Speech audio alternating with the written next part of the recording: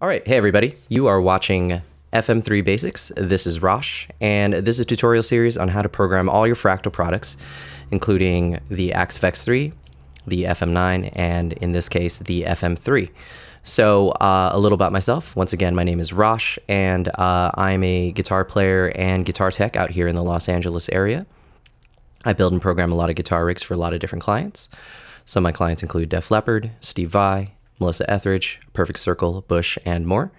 So I wanted to give back to the Fractal community and show some tips and tricks of how to set up all your Fractal products, and in this case, the FM3. So I've been doing a lot of tutorial videos on how to set up the FM9, but I also wanted to show some setups for the FM3. So again, as a working musician in LA, I am usually presented with a lot of different amplification challenges and a lot of different situations that I'm going to have to play in. And the great thing about all the Fractal products is they're very versatile to use live in the studio, whatever kind of situation you're running into. And I wanted to show a bunch of different setups for the FM3 as well as the FM9. So this setup is going to be dealing with basically how to use the FM3 with the tube amp and also going to front of house. So I'm going to kind of walk through the preset that I'm using, and then we'll transition this video into going live on site. So I'm playing in a church worship setting, and I'm basically what I'm doing is I'm going to be running direct, but they also have a backline amp there. And if you watch my FM9 video, I was going into the front of an amp. In that case, it was a backline Fender Twin that was provided by, the sound company that was setting up the PA. In this case, this is just an amp that the church owns. It's just, it lives at the church. And so anybody who's playing guitar at this particular church can use the amp, and all they need to do is bring their pedal board or whatever. So in my case, what I'm going to do is I'm going to be running to front of house, and then I'm also going to be running into the effects loop of the amp. So basically, I'll just kind of quickly go through, this preset. This is like a very, basic preset. Obviously, every preset's going to be different.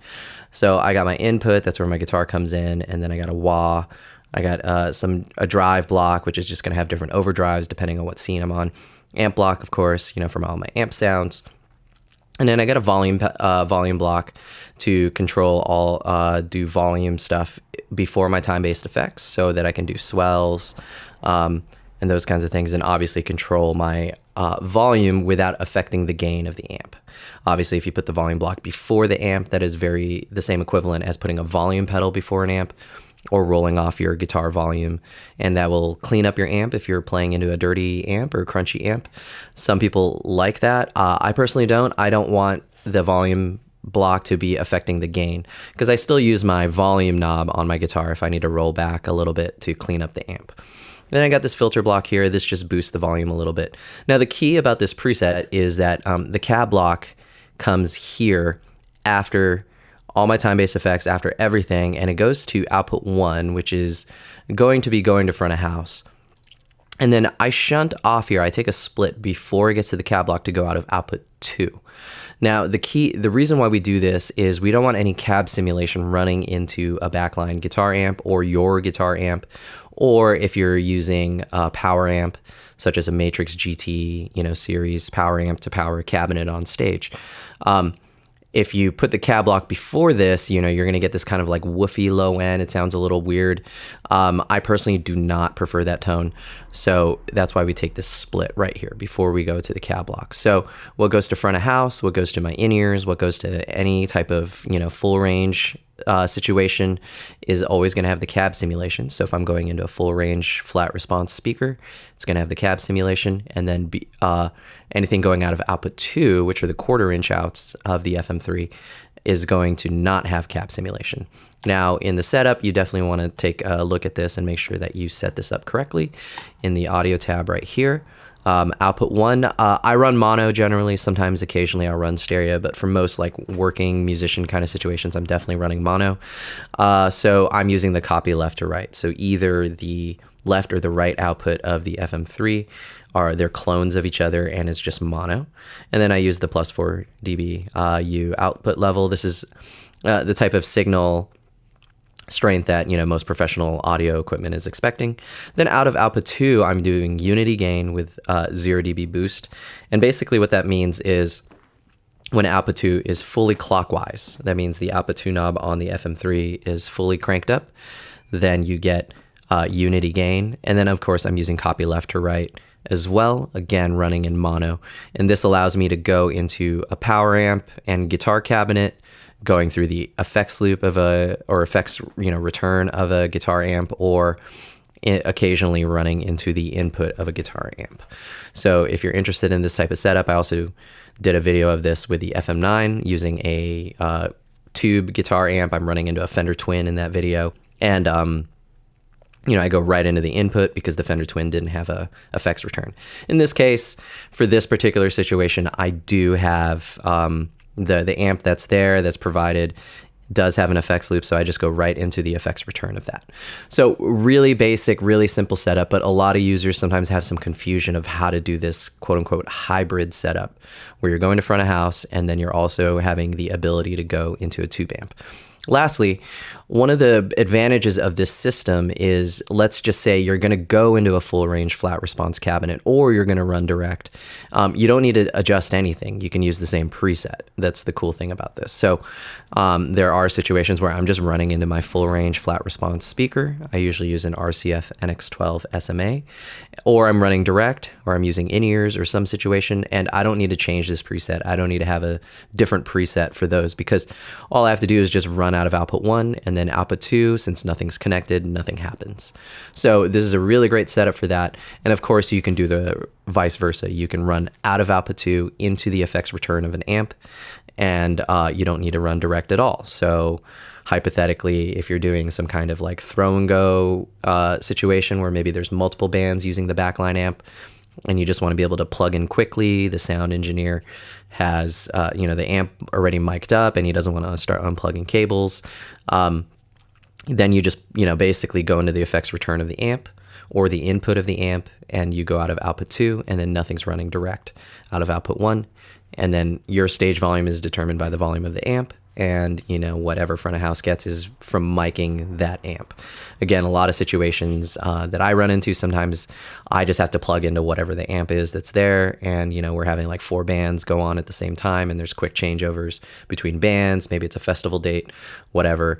And again, I don't need to change this particular preset to accomplish that. So anyways, so what I'm going to do is I'm going to transition this video into me just kind of doing a live rig rundown at the church, and I'll kind of show some of the cabling and kind of the setup of what I do. Test 1, 2, 3. All right, everybody. So I just want to do a quick rig rundown of this FM3 rig.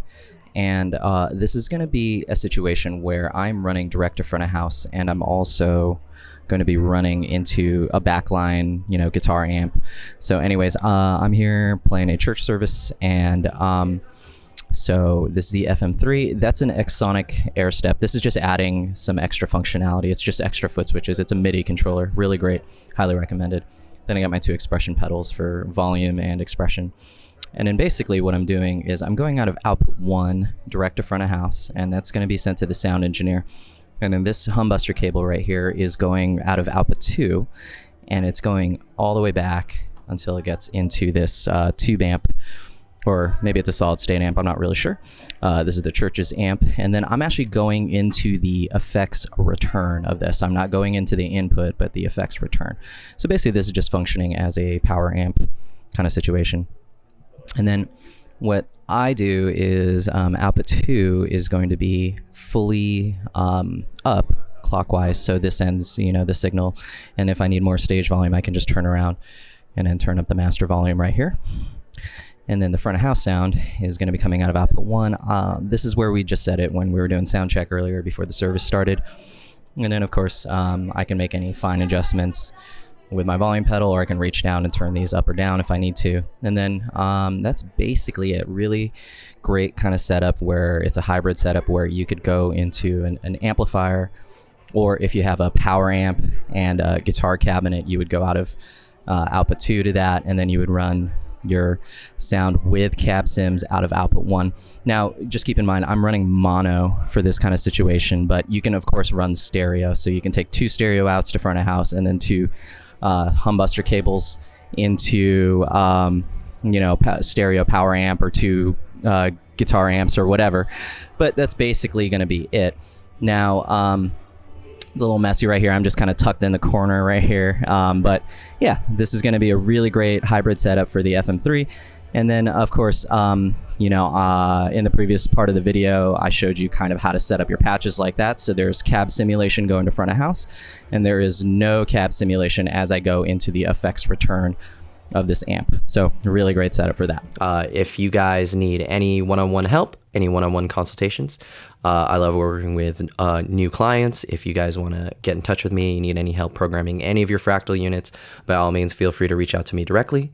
I just want to thank everybody for watching this YouTube channel and sharing it. I really appreciate it, and I'll see you guys next time. Thanks.